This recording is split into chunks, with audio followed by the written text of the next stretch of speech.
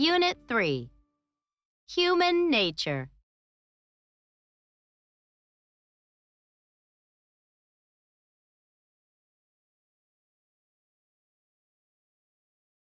What makes us human?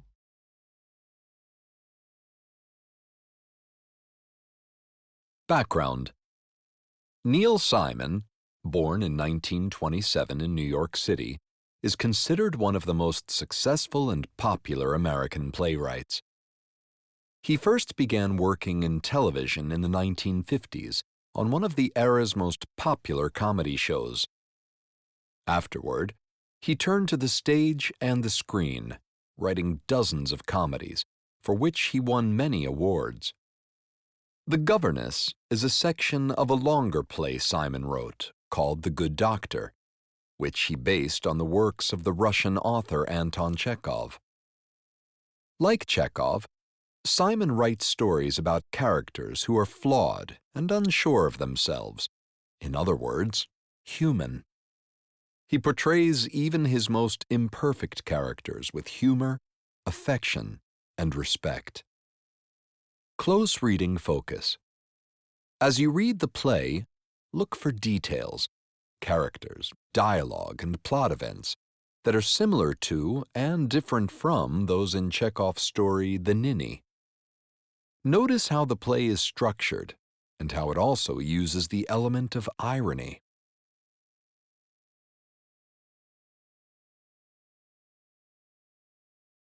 The Governess, from The Good Doctor, by Neil Simon. Julia! Julia! Yes, Madame? Look at me, child. Pick your head up. I like to see your eyes when I speak to you.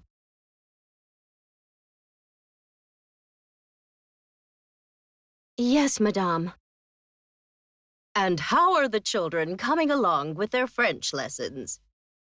They're very bright children, Madame. Eyes up!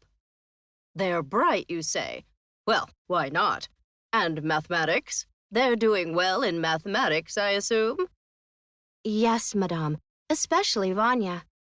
Certainly, I knew it.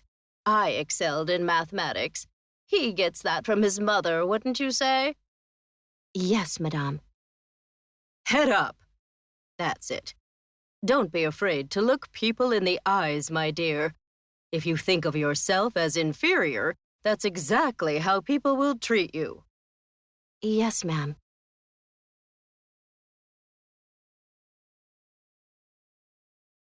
A quiet girl, aren't you? Now then, let's settle our accounts. I imagine you must need money, although you never ask me for it yourself. Let's see now. We agreed on 30 rubles a month, did we not? 40, ma'am. No, 30. I made a note of it. I always pay my governesses 30. Who told you 40? You did, ma'am. I spoke to no one else concerning money.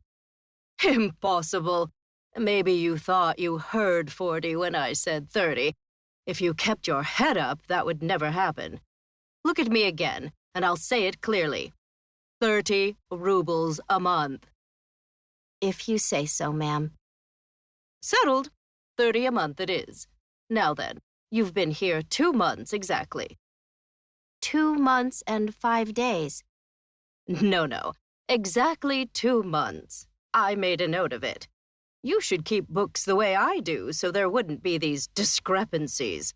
So, we have 2 months at 30 rubles a month. Comes to 60 rubles, correct?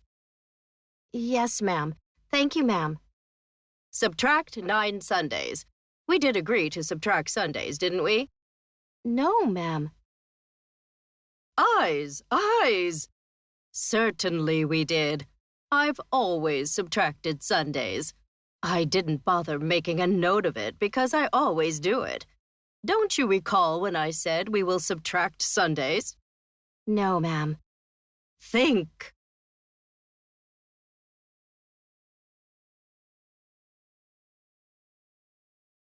No, ma'am. You weren't thinking. Your eyes were wandering.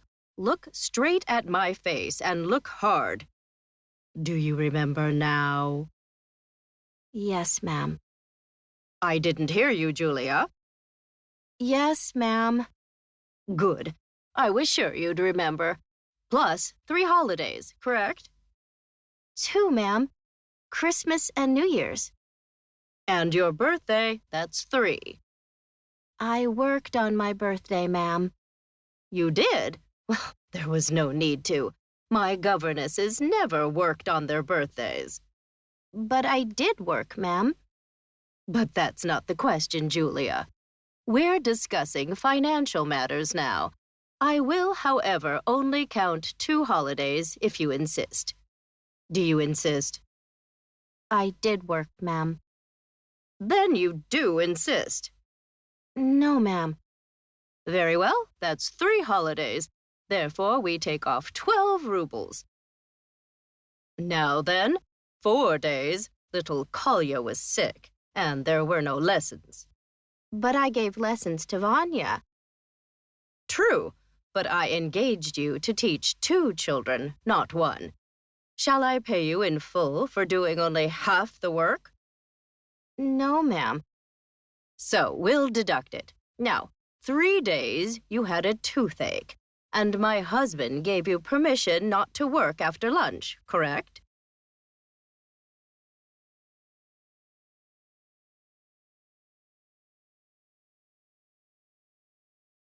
After 4. I worked until 4. I have here, did not work after lunch. We have lunch at 1 and are finished at 2, not at 4, correct? Yes, ma'am. But That's another 7 rubles. 7 and 12 is 19. Subtract. That leaves 41 rubles, correct? Yes, ma'am. Thank you, ma'am. Now then, on January 4th, you broke a teacup and saucer. Is that true? Just the saucer, ma'am. What good is a teacup without a saucer, eh? That's 2 rubles. The saucer was an heirloom. It cost much more, but let it go. I'm used to taking losses. Thank you, ma'am. Now then, January 9th, Kolya climbed a tree and tore his jacket. I forbid him to do so, ma'am. But he didn't listen, did he? 10 rubles. January 14th, Vanya's shoes were stolen. But the maid, ma'am, you discharged her yourself. But you get paid good money to watch everything. I explained that in our first meeting. Perhaps you weren't listening. Were you listening that day, Julia, or was your head in the clouds? Yes, ma'am. Yes, your head was in the clouds?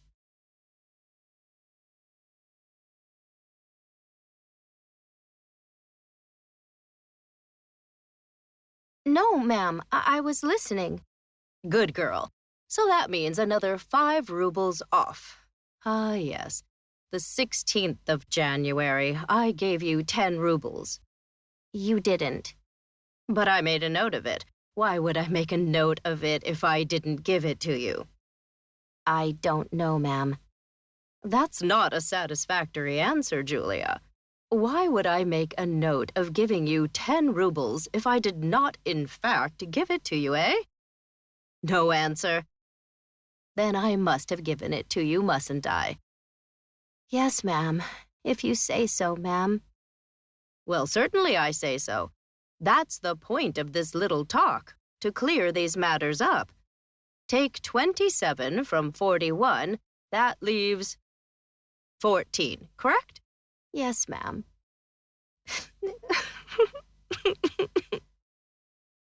What's this? Tears? Are you crying? Has something made you unhappy, Julia? Please tell me. It pains me to see you like this. I am so sensitive to tears. What is it? Only once since I've been here have I ever been given any money, and that was by your husband.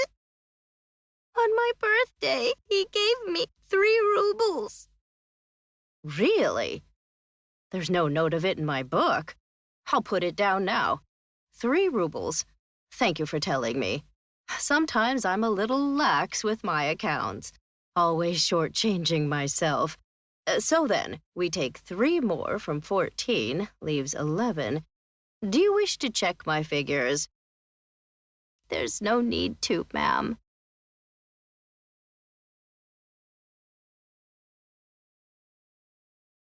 No, ma'am, I was listening.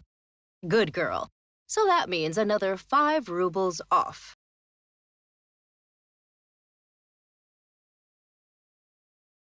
Then we're all settled. Here's your salary for 2 months, dear. 11 rubles. Count it. It's not necessary, ma'am. Come, let's keep the record straight. Count it. 1, 2, 3, 4, 5, 6, 7, 8, 9, 10. There's only 10, ma'am. Are you sure?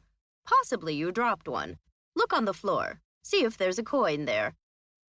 I didn't drop any, ma'am. I'm quite sure. Well, it's not here on my desk, and I know I gave you 11 rubles. Look on the floor. It's all right, ma'am. 10 rubles will be fine.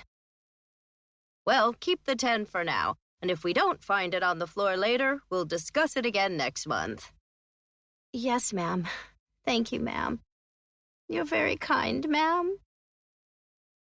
Julia, come back here. Why did you thank me?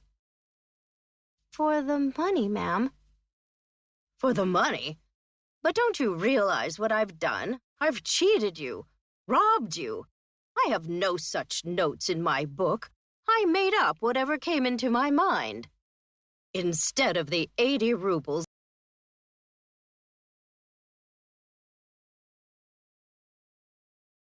which I owe you, I gave you only 10.